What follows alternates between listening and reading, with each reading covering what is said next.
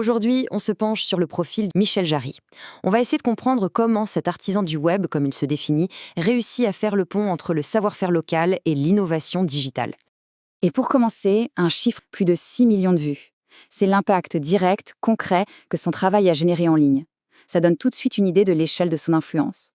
Ce qui est intéressant, c'est ce terme qu'il emploie, artisan numérique. L'idée derrière, elle est vraiment forte.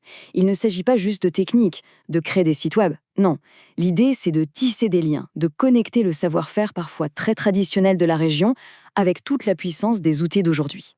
Et cette citation, elle résume parfaitement sa philosophie. Pour lui, la technologie, ce n'est pas le but final. C'est un outil pour créer une sorte d'alchimie, pour faire se rencontrer des compétences qui n'ont, a priori, rien à voir, et obtenir un résultat qui est bien plus grand que la simple addition des parties. Alors, cette expertise, d'où vient-elle? Elle ne sort pas de nulle part, c'est le fruit d'un parcours riche sur 20 ans. Un vrai voyage qui l'a emmené de l'agitation de Paris jusqu'au cœur de l'écosystème breton, à Lannion. Et quand on regarde son parcours en détail, la diversité des expériences est assez impressionnante. On voit bien le cheminement. Ça commence par une formation solide en art graphique à Paris, puis il occupe des postes importants chez de grands noms comme Eram. Il y a même une période où il l'enseigne, avant de mettre son talent au service d'un monument breton, Armorlux. On a vraiment l'impression que chaque étape prépare la suivante, jusqu'à l'aboutissement logique, la création de sa propre entreprise à Lannion. On comprend donc que son installation en Bretagne, ce n'est pas juste un hasard ou un déménagement. Derrière, il y a une mission, une vraie volonté, celle de connecter les pros du coin, de créer des ponts entre les artisans, les ingénieurs, les artistes, pour que leurs compétences s'additionnent et s'enrichissent. Bon, on a vu le parcours, maintenant la question c'est comment ça se traduit concrètement. Quelle est sa méthode? La clé en fait, c'est qu'il ne s'arrête pas au site web. Il propose une stratégie de communication complète, une vision à 360 degrés. Et là, on voit que rien n'est laissé au hasard. Son approche est hyper structurée. Tout part de la base. On définit les valeurs, les objectifs. Puis, le plan se déploie pas à pas. Le contenu, la création multimédia, le référencement, jusqu'à la mesure des résultats. C'est une boucle complète où chaque étape renforce la précédente pour construire une présence en ligne qui soit vraiment solide et qui ait du sens. Et dans ce plan, le référencement, le fameux SEO, c'est absolument central. Les chiffres sont d'ailleurs sans appel.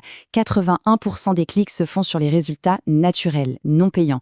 Et presque 8 recherches sur 10 qui sont faites localement se transforment en visites ou en achats. Autant dire que si on passe à côté du SEO, on passe à côté de l'essentiel de sa clientèle.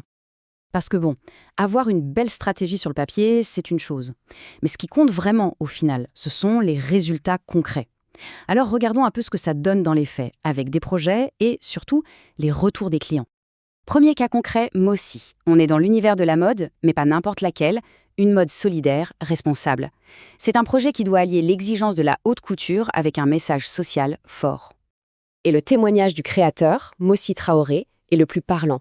Les mots qui reviennent sont rigueur, professionnalisme. C'est bien la preuve que cette méthode, elle fonctionne, même dans un milieu aussi pointu et créatif que celui de la mode. Mais l'exemple le plus spectaculaire, c'est peut-être celui d'Armorlux. Pour cette marque iconique, les chiffres parlent d'eux-mêmes. On est passé de 4 millions d'euros de chiffre d'affaires e-commerce à 12 millions en seulement 5 ans. Le chiffre d'affaires en ligne a triplé. C'est une illustration parfaite de l'impact business qu'une bonne stratégie digitale peut avoir. D'accord, on a vu le parcours, la méthode, les résultats, mais ce qui est aussi très intéressant, c'est de voir comment il se projette. Son travail, ce n'est pas juste de gérer le présent, c'est aussi de préparer les entreprises d'ici aux révolutions qui sont déjà en train d'arriver. Et quand on regarde les technologies qu'il explore, on voit qu'il est déjà dans le coup d'après.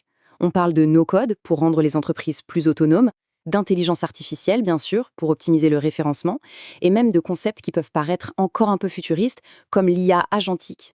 L'IA agentique d'ailleurs, qu'est-ce que c'est? C'est tout simplement la prochaine grande étape pour l'IA. Après l'IA générative qui crée du contenu, on va avoir des systèmes capables d'agir seuls, de prendre des décisions pour accomplir des tâches complexes. Le fait qu'il s'y intéresse déjà montre bien cette volonté d'avoir toujours un temps d'avance. Et cette phrase tirée de son blog est assez percutante et résume bien l'enjeu. C'est une idée forte. Avec la vitesse à laquelle l'IA évolue, ce qui va compter, ce n'est plus le diplôme qu'on a eu il y a 10 ans, mais notre capacité à apprendre en permanence. C'est vraiment un changement de mentalité. On termine sur cette question qui reste ouverte.